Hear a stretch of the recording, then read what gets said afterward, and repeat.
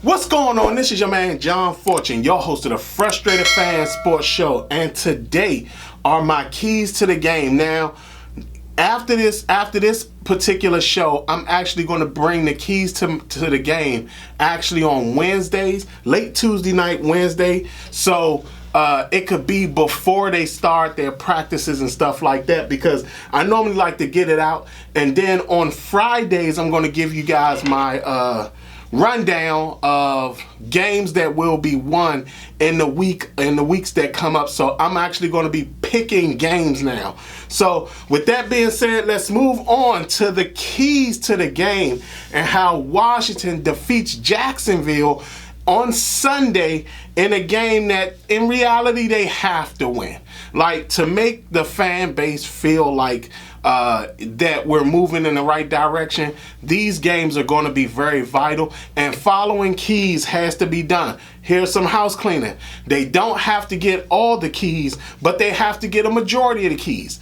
Today I have 7. So if they get 4 out of the 7 keys, they're actually doing a really good job. But if they get under the 4 keys, then there's a chance that they will lose. So starting with key number 1, attack Shaq Griffin immediately. Shaq Griffin has been hurt pretty much the whole offseason, and he's been having this problem the whole time. So I do feel that there's an opportunity for Washington to take advantage of that, and the best way for them to take advantage of that is to attack him immediately and attack him often. Shaq normally he doesn't follow the best receiver around. He normally manages one side of the field. So you can actually pepper him with different receivers with this particular key. And if you do that, you're talking about the possibility of basically making Carson Wentz comfortable very early on, and at the same time taking advantage, forcing Jacksonville to adjust their defense just to compensate with what we're doing. So for that, like I said, come out the gates, attack Shaq Griffin immediately and often, and with the different receivers. So give him Terry McLaurin, give him Jahan Dotson, give him Cam Sims, if need be, give him Curtis Samuel. Pepper him to death, because again, we want to see how healthy he is in this game. I don't think he's that healthy, but for me, this is our best way to attack him. Key number 2, use a 2-back set on offense. The reason why I'm saying that is because with Brian Robinson being out, I think this is an opportunity to make Jacksonville pay attention to something that we normally don't do on offense, which is display a 2-back set. Now, again, because you want to put Antonio Gibson in space, and you already kind of do a similar thing with J.D. McKissick, it would be nice to basically keep teams on their heels when both of them are in the game, because you're not certain which one is going to run the ball, and you're not certain which one is going to sit up there and go out for a pass. Not only that, you also bring up the possibility of one of them discovering a mismatch on a linebacker coming out of the backfield. So for that, I strongly suggest that they go with a 2-back set that is going to actually open up the passing game even more, and at the same time keep Jacksonville on their heels, because again, you're already attacking Shaq Griffin, then all of a sudden you now going to go and attack their linebackers. And again, you give the Jacksonville defense a different wrinkle that they're not used to seeing in anything in the past that we've done. So it would be nice to use this 2-back set on offense. Key number 3, chip block Josh Allen on the ends. So with this 2-back set that's going on, it would be nice to basically get Josh Allen out of his game. Josh Allen, the star defensive end for Jacksonville. Some people may not know that, but yeah, his name is Josh Allen as well. But if they chip him on their way out to catching a pass, or they do something where you basically block him and then just going to a route, you now take Josh Allen out of his game, which is this pass rush game, and at the same time, you also eliminate a linebacker because now you got this one player basically determining the defense for he's basically manipulating the defense. He's manipulating the defense, and he's manipulating two players versus manipulating one player. So for me, I think that if they chip block Josh Allen as they're coming out of the backfield and they utilize that a lot and often, they will basically push Josh Allen out of the game and actually basically take a linebacker out into a route as well. Again, Devin Lloyd is their middle linebacker. One of his biggest problems in college was covering running backs out of the backfield. So again, take advantage of that and take advantage of that big time. Next is key number 4, stop the run. That means I don't care who's back there. ATN, Robinson, whoever's back there, stop them immediately.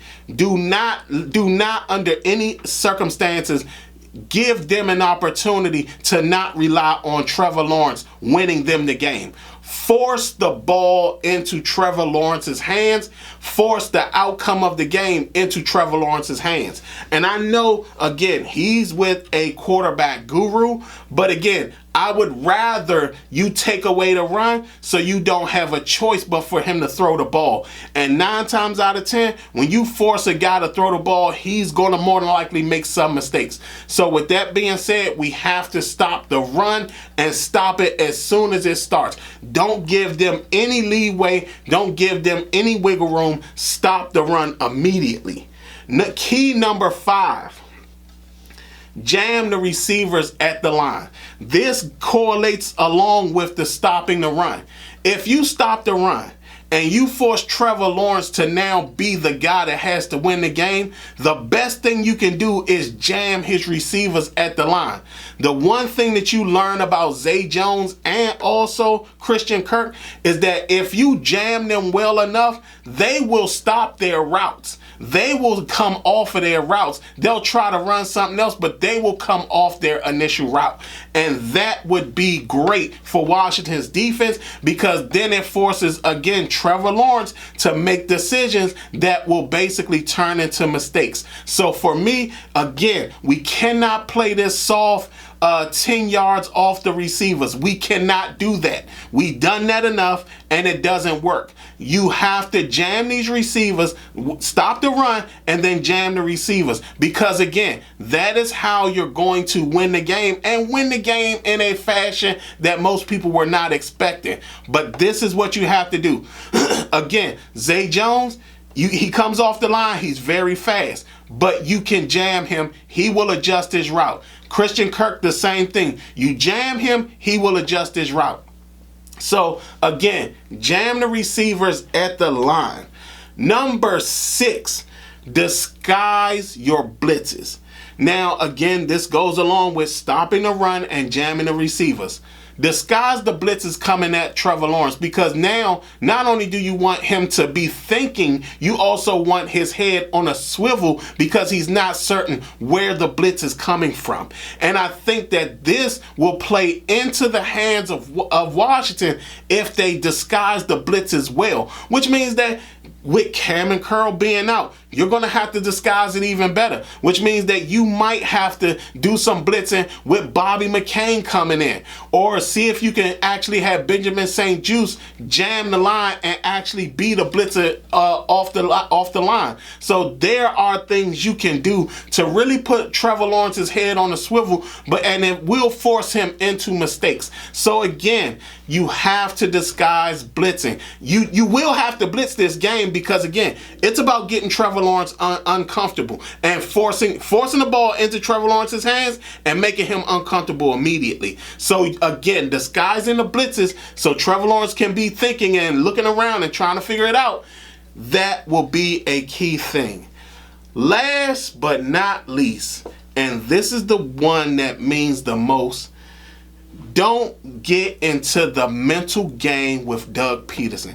Doug Peterson is one of the best coaches when it comes to in-game adjustments. I don't need Jack Del Rio, who, by the way, this is not an indictment, but I will say it. He's not the brightest guy when it comes to in-game adjustments. Doug Peterson, on the other hand, is that. Doug Peterson comes from that Andy Reid tree. Andy Reid did the exact same thing to us last year. He adjusted on the fly and he made in-game adjustments and basically destroyed our defense in the second half of the game. The same thing applies to Doug Peterson. He does the exact same thing when it comes to in-game adjustments. He knows what to change and what to adjust. But if we go with these keys, the 6 prior keys, it's going to be hard for Doug Peterson to adjust in game. So I don't need Jack Del Rio trying to get into a mental battle with Doug Peterson, because if he does, he's going to make the mistake and then Jacksonville may turn around and end up beating us. Those are my 7 keys to the game. If they follow at least 4 of the 7 keys, Washington will win this game, hands down. This also keeps them in, it keeps the fan base comfortable with understanding that, in fact, we can win games we're supposed to win. Y'all tell me what y'all think. Do y'all agree with my keys? Do y'all disagree with my keys? Do y'all feel that there are keys that need to be added to these keys? Tell me what you think. Leave a like, comment, subscribe. Other than that, this has been your man John Fortune, and this has been the Frustrated Fan Sports Show.